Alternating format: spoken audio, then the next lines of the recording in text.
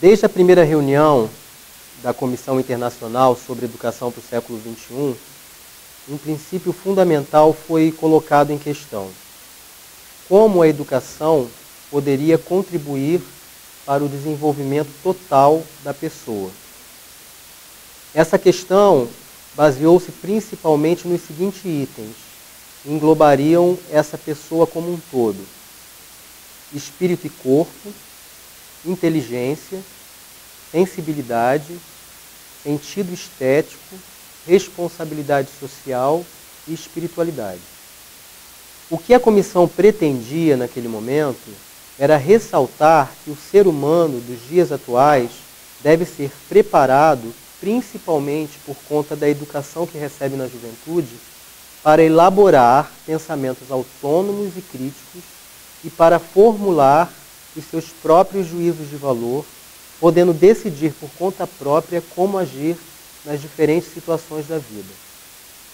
Um dos principais motivos que determina que o ser humano deve estar preparado para agir nas diferentes situações da vida e que é realçado no relatório Aprender a Ser, de 1972, continua sendo a desumanização do mundo relacionada com a evolução técnica. Evolução técnica essa diretamente ligada ao enorme desenvolvimento do poder dos mass media, ou seja, das mídias comuns ao nosso cotidiano. Elas, segundo o relatório, acentuam esse temor, ou seja, essa possibilidade, essa possível desumanização do mundo. A solução proposta, então, pela comissão é preparar as nossas crianças para uma sociedade em que sejam fornecidas constantemente forças e referências intelectuais que lhes permitam compreender o mundo que as rodeia e que elas se vejam nesse mundo como atores sociais responsáveis e justos. A educação, assim, assume o compromisso de conferir a todos os seres humanos a liberdade do pensamento, o discernimento, sentimentos e imaginação necessários para o desenvolvimento dos talentos, no sentido de que cada um deve se sentir dono do seu próprio destino.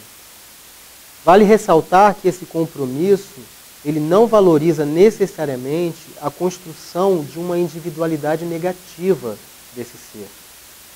Em experiências recentes, foi possível perceber que o que poderia parecer somente como uma forma de defesa do indivíduo perante um sistema alienante ou tido como hostil, é também, e muitas vezes, a melhor oportunidade de progresso para a sociedade. Ou seja, esse compromisso favorece a construção, sim, de uma individualidade positiva. A diversidade das personalidades, a autonomia e o espírito de iniciativa, e até mesmo, e por que não dizer, o gosto pela provocação, são vistos como ferramentas geradoras de criatividade e inovação. E os métodos retirados das experiências vividas, baseadas nesses princípios, já provaram, inclusive, que é possível se reduzir a violência ou lutar contra os diferentes flagelos que afetam a sociedade. A imaginação e a criatividade passando a empenhar um papel singular no mundo em mudança. O nosso século, o século XXI, ele precisa dessa diversidade de talentos e de personalidades. Precisa mais ainda de pessoas excepcionais. Para isso, é necessário oferecer às nossas crianças e aos nossos jovens ocasiões possíveis de descoberta e de experimentação nos campos da estética, das artes, do desporto, ciência, cultura e também no campo social. E que essas experiências venham preenchidas de uma atração que transcenda a que foi capaz de influenciar as gerações anteriores. Na escola, a arte, por exemplo, deve ocupar um lugar de importância, além daquele que até então vigorava. O desenvolvimento da imaginação e da criatividade devem ser dinamizados no sentido de revalorizar a cultura oral e os conhecimentos retidos das experiências vivenciadas pelas próprias crianças e pelos adultos. Baseados nessas premissas, a comissão aderiu ao que foi proposto pelo Aprender a Ser, pelo relatório Aprender a Ser de 1972, e que tem como determinantes a realização completa do homem em toda a sua riqueza e na complexidade das suas expressões e dos seus compromissos. O desenvolvimento desse ser humano, começando pelo conhecimento de si mesmo, para se abrir em seguida à relação com o outro.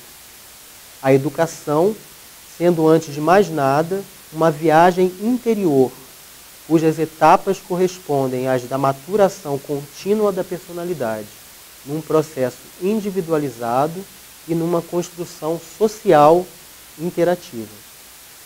Para tanto, e finalmente, as áreas da educação devem ser repensadas no sentido de se completarem e de se interpenetrarem, para que cada pessoa, ao longo de toda a sua vida, possa tirar o melhor partido de um ambiente educativo em constante ampliação.